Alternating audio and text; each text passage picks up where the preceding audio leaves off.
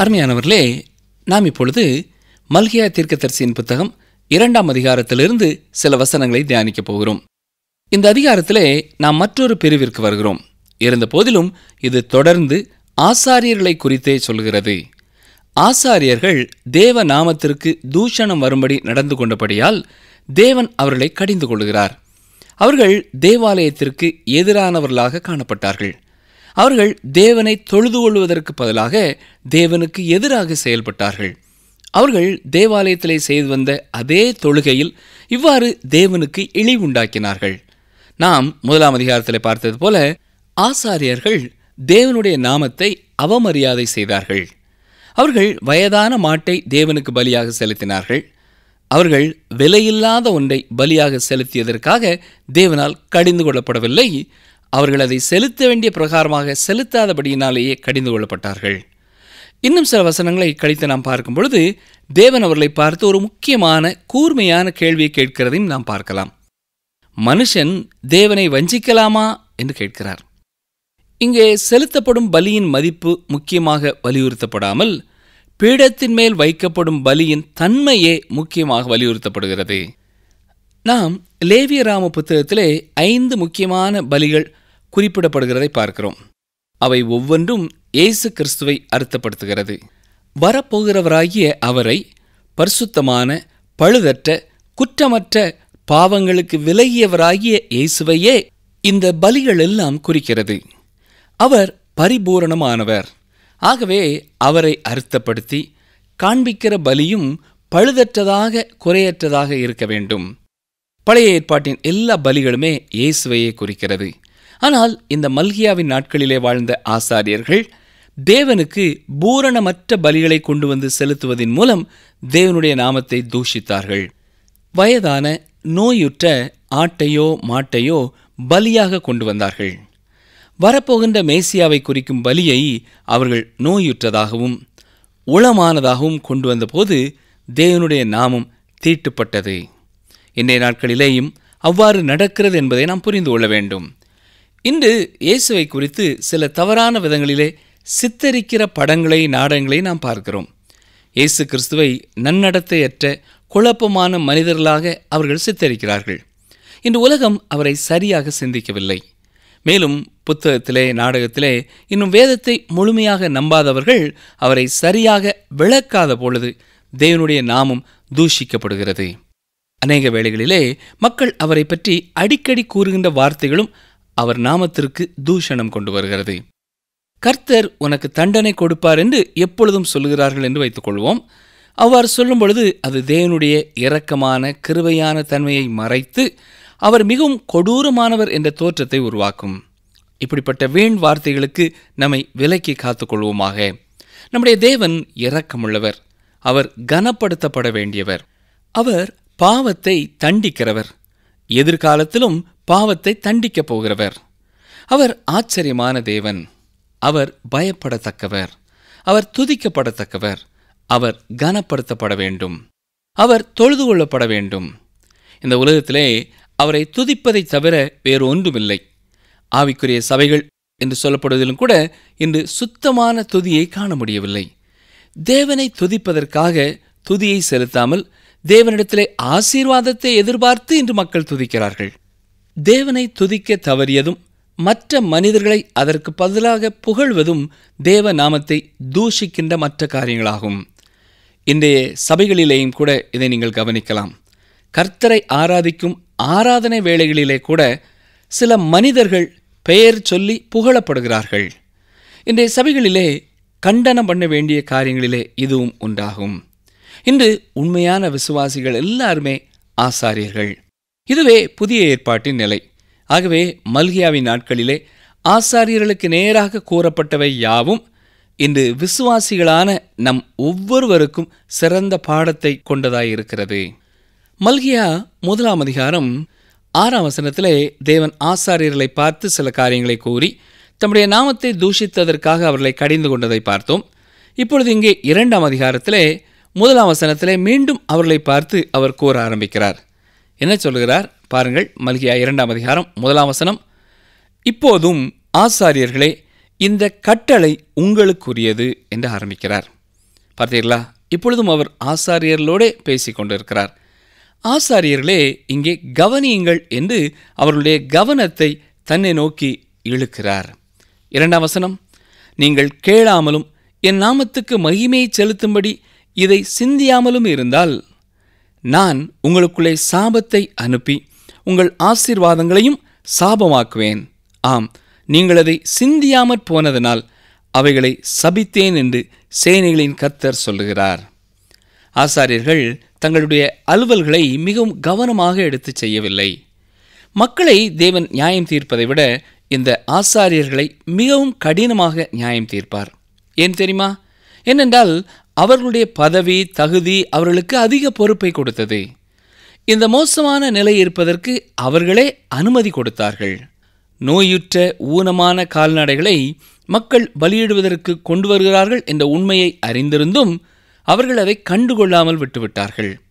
தேவன் அவர்களிடத்திலே உண்மையின் பிரமாணத்தை கொடுத்திருந்தார். அவர்கள் அதை ஜனங்களுக்கு உபதேசித்திருக்க வேண்டும். இப்பொழுது ஒரு காரியத்தை நான் உங்களுக்கு சொல்ல விரும்புகிறேன். இது ஒருவேளை உங்களுக்கு கடினமாக தோன்றலாம். ஒரு அவிசுவாசமான இருதயத்தோடு நான் பிரசங்க மேடைக்கு செல்வதை காட்டிலும் இந்த பூமியிலே ஒரு மோசமான பாவியாக, ஏன் கொலைகாரனாக இருந்தாலும் கூட அது சிறந்தது.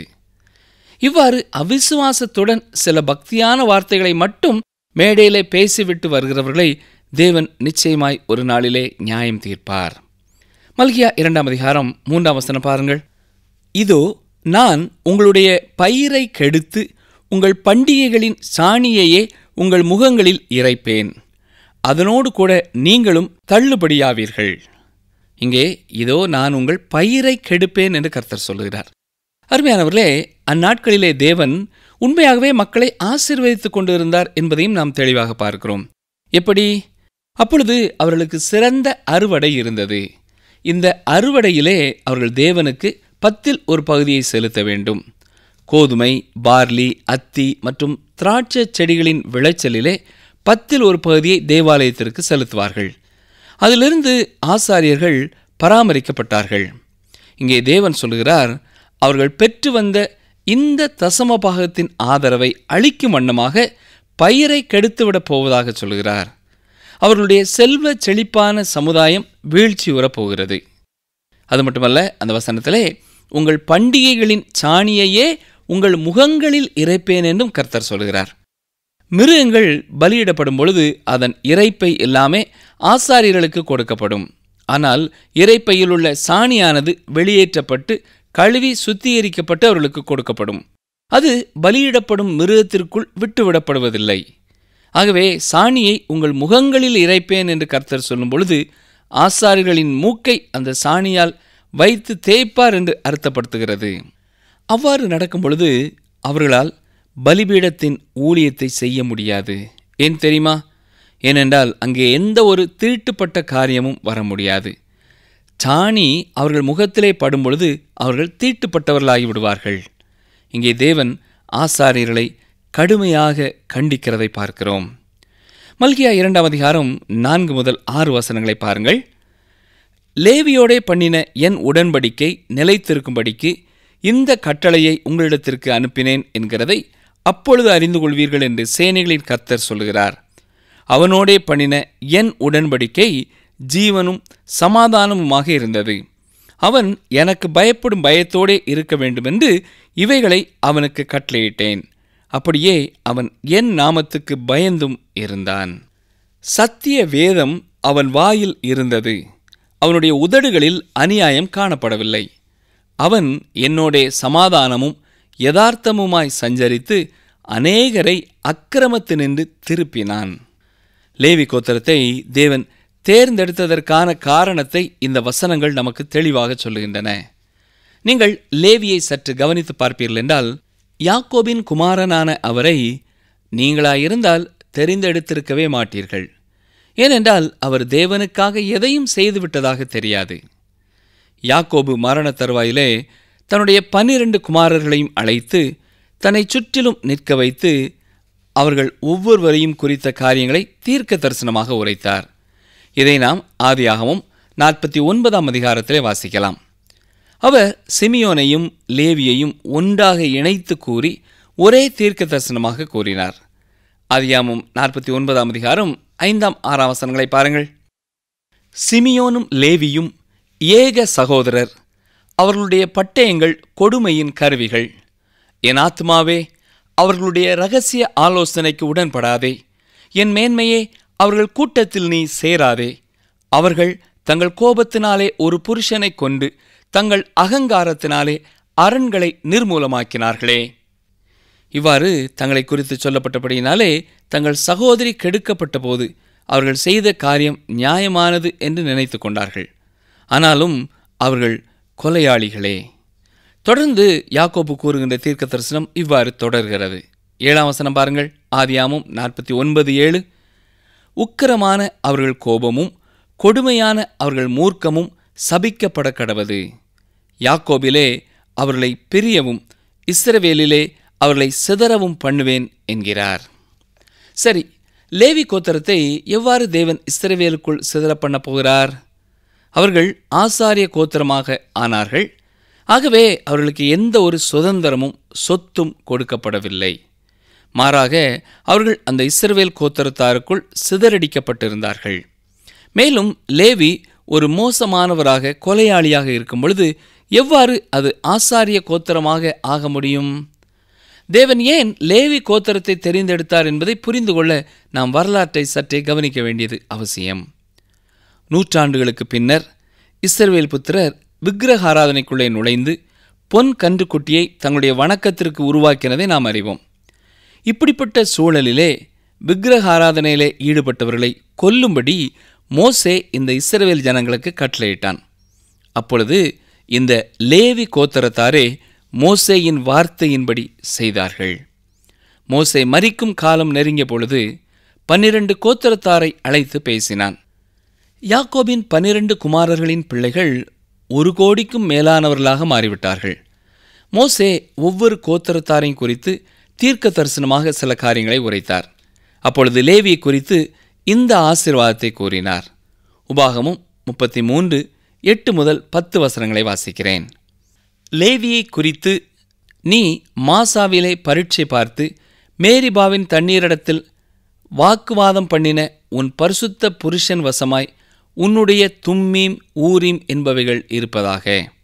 தன் தகப்பனுக்கும் தன் தாய்க்கும் நான் உங்களை பாரேன் என்று சொல்லி தன் சகோதரரை அங்கீகரியாமல் தன் பிள்ளைகளையும் அறியாமல் இருக்கிறவன் வசமாய் அவைகள் இருப்பதாக.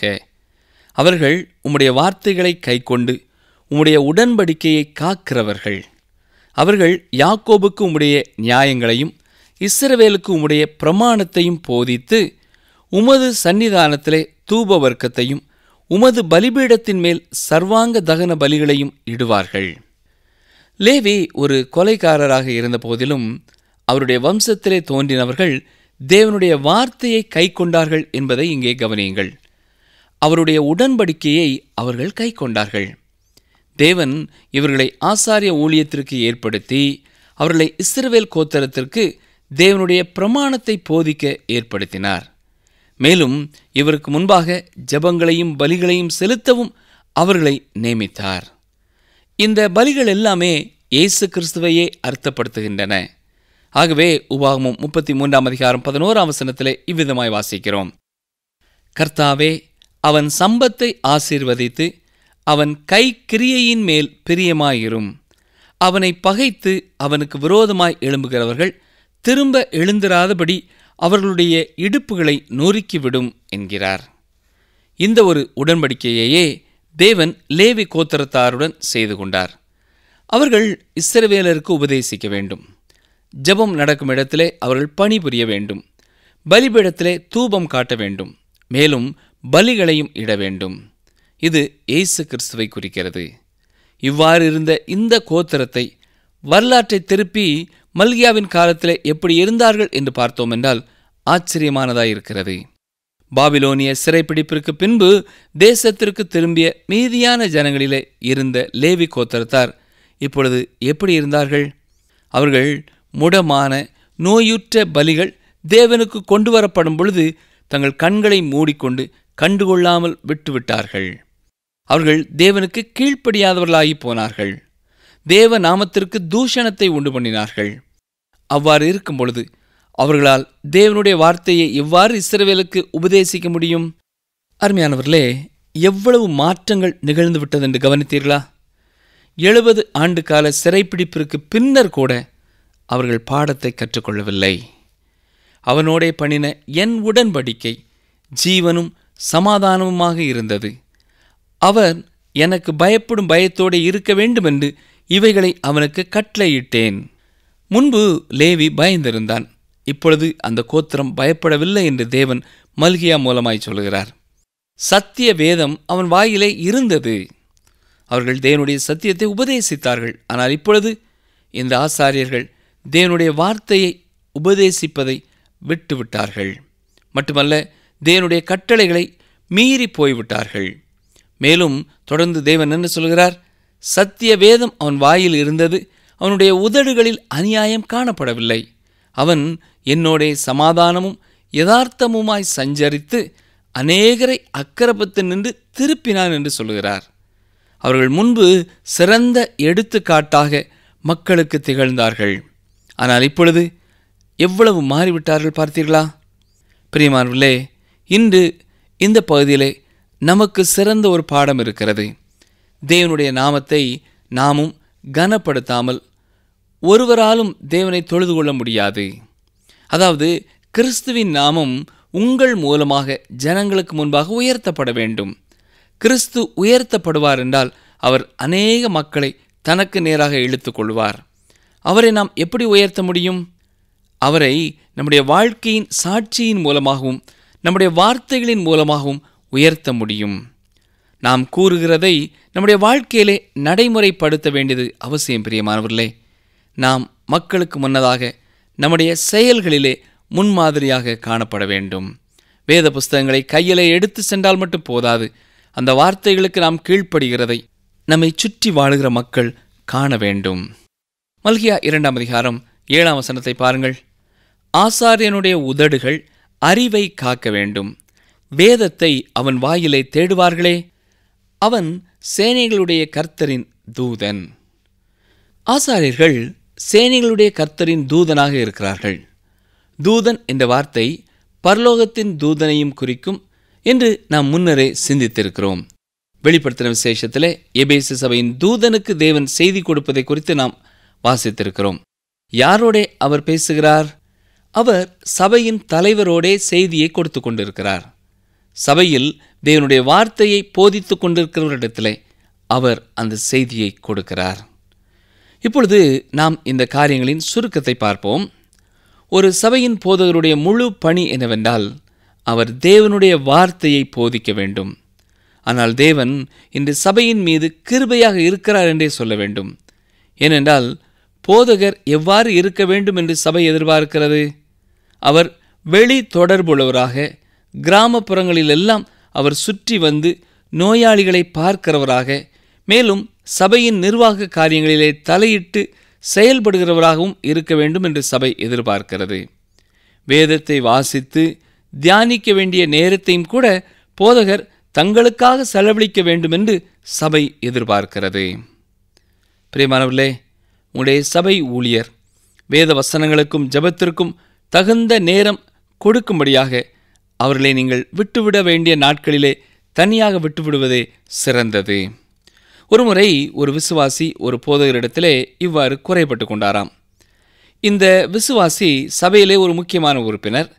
தன்னுடைய போதகர் அதிக நேரத்தை வேத வாசிப்பு ஜெபத்திற்கு பயன்படுத்துகிறார் என்றும் சபையின் நிர்வாக காரியங்களிலே அதிகமாக தலையிடுவதில்லை என்றும் குறை கூறினார். அப்பொழுது ஒரு ஊழியர் அவரிடத்திலே, நீங்கள் சபையின் மூப்பர்தானே என்றார். அதற்கு அவர் ஆம் என பதிலளித்தார். நீங்கள் எப்பொழுதாவது நோயாளிகளை போய் பார்த்து ஜெபித்து வந்திருக்கிறீர்களா என்றார் ஊழியர். இல்லை ஐயா, நான் மிகவும் அதிகமான வேலை உள்ளவன் என்று மூப்பர் பதில் உரைத்தார். சரி, இவைகளெல்லாம் உங்கள் பணிதான் என்று உங்களுக்கு தெரியுமா? நீங்கள்தான் நோயுற்ற சபை உறுப்பினர்களை சென்று பார்க்க வேண்டும். நீங்கள்தான் சபையின் நிர்வாக காரியத்தையும் பொறுப்பெடுத்து செய்ய வேண்டும். அவருடைய வேலை தேவனுடைய வார்த்தையை பிரசங்கிப்பதுதான். அவர் பிரசங்க மேடையில் ஏறிய பிறகு தேவனுடைய வார்த்தையை பிரசங்கியாமல் போனால் அது வேறு காரியம். ஆனால் அவர் தேவனுடைய வார்த்தையை வாசிப்பதையும் பிரசங்கிப்பதையும் நேரம் செலவழித்து செய்யும் பொழுது அதுவே சரியானது. தேவன் அவரை எதை செய்யும்படி அழைத்தாரோ அதையே அவர் செய்து கொண்டிருக்கிறார். இப்படிப்பட்ட சூழ்நிலைகள் ஆதி அப்போஸ்தலர்களுக்குள்ளும் திருச்சபையில் இருந்தது என்பதை கவனியுங்கள். கிரேக்க யூதர்கள் தங்களுடைய விதவைகள் புறக்கணிக்கப்படுகிறார்கள் என்றும் அந்த பகுதியில் உள்ள விதவைகளே முதலிடம் பெறுகிறார்கள் என்றும் எபிரேய யூதர்களுக்கு எதிராக முறுமுறுத்தார்கள். இதை அப்போஸ்தலர் நடபடியின் புஸ்தகம் 6ஆம் அதிகாரத்தின் துவக்கத்திலே வாசிக்கிறோம். இந்த பிரச்சனை அப்போஸ்தலர்களுக்கு முன்பாக கொண்டு வரப்பட்டது. இதை அவர்கள் அற்புதமாக தீர்த்து வைத்தார்கள். எப்படி? இதை சமாளிக்க திருச்சபையில் உள்ள மூப்பர்களை நியமிக்கும்படியாக சபைக்கு அவர்கள் ஆலோசனை சொன்னார்கள். அப்போஸ்தலர் 6ஆம் அதிகாரம் 2ஆம் வசனத்திலே இவ்வாறு சொல்கிறார்கள், கவனியுங்கள். நாங்கள் தேவ வசனத்தை போதியாமல் பந்தி விசாரணை செய்வது தகுதி அல்ல என்றார்கள். ஆம் பிரியமானவர்களே, தேவனுடைய வார்த்தைகளை அதிகமாக வாசித்து அதை தியானித்து சரியானபடி செய்திகளை ஆயத்தப்படுத்த வேண்டியது ஒவ்வொரு போதகருடைய கடமையாகும். வேதத்தை வாசிப்பதும் அதை பிரசங்கிப்பதுமே ஒரு போதகருடைய முக்கியமான பணி. ஆசாரியனுடைய உதடுகள் அறிவை காக்க வேண்டும். வேதத்தை அவன் வாயிலே மக்கள் தேடுவார்கள். ஏன்? அவன் சேனைகளுடைய கர்த்தரின் தூதன். என்னை கேட்டுக்கொண்டிருக்கிற எனக்கு அருமையான சகோதரனே, நீங்கள் ஒரு ஊழியராய் இருப்பீர்கள் என்று சொன்னால் வேதத்தை வாசித்து செய்தியை ஆயத்தப்படுத்துவதற்கு நீங்கள் எடுத்துக்கொள்ளும் நேரத்தை குறித்து திட்டமிடுங்கள். கடைசி நேரத்திலே எதையாவது வாசித்து நான் எதையாவது பேசிவிடுவேன் என்று எண்ணாமல் அதற்காக நீங்கள் காத்திருக்க வேண்டிய நேரம் ஆண்டவருடைய பாதத்திலே காத்திருந்து ஜெபித்து ஆண்டவருடைய பாதத்திலே வசனத்தை கற்று அதை தெளிவாய் மக்களுக்கு எடுத்துச் சொல்லுங்கள். அருமையான திருச்சபையின் பிள்ளைகளே, உங்கள் போதகர் ஜெபிப்பதற்கும் வேதம் வாசிப்பதற்கும் அவருக்கு விட்டுவிட வேண்டிய நேரங்களை நீங்கள் விட்டுவிடுங்கள். அப்படிப்பட்ட நேரங்களிலே அவருடைய நேரத்தை வீணடிக்கும்படியாக நீங்கள் செயல்பட வேண்டாம் என்பதை தாழ்மையோடு கூறிக்கொள்கிறேன். அருமையானவர்களே, இன்று நம்முடைய வாழ்க்கையை சற்றே நாம் சிந்தித்து பார்ப்போம். நாம் நம்முடைய உதடுகளிலே வேதத்தை காத்துக்கொள்ள வேண்டும். ஏற்கனவே நாம் பார்த்தோம், புதிய ஏற்பாட்டின்படி ஒவ்வொரு விசுவாசியுமே ஒரு ஆசாரியன்தான். அப்படி என்றால் இந்த உலக மக்கள் நம் ஒவ்வொருவருடைய உதடுகளிலேயும் கர்த்தருடைய வார்த்தையை எதிர்பார்த்து காத்திருக்கிறார்கள் என்பதை நாம் மறந்து போகக்கூடாது. நம்முடைய வார்த்தைகளிலே உலக ஆலோசனை வருகிறதா அல்லது கர்த்தருடைய ஆலோசனைகள் கடந்து வருகிறதா என்பதை சற்றே எண்ணி பார்ப்போமா? உங்கள் வாய் தேவனுடைய வசனத்தினாலே நிறைந்திருக்கிறதா? நீங்கள் தேவனுடைய வார்த்தைகளை மற்றவர்களுக்கு எடுத்துச் சொல்லும் தூதுவனாக இருக்கிறீர்களா? சற்றே எண்ணி பாருங்கள். ஆண்டவர் நம்மை குறித்து கடிந்து கொள்வாரா அல்லது மனமகிழ்வாரா?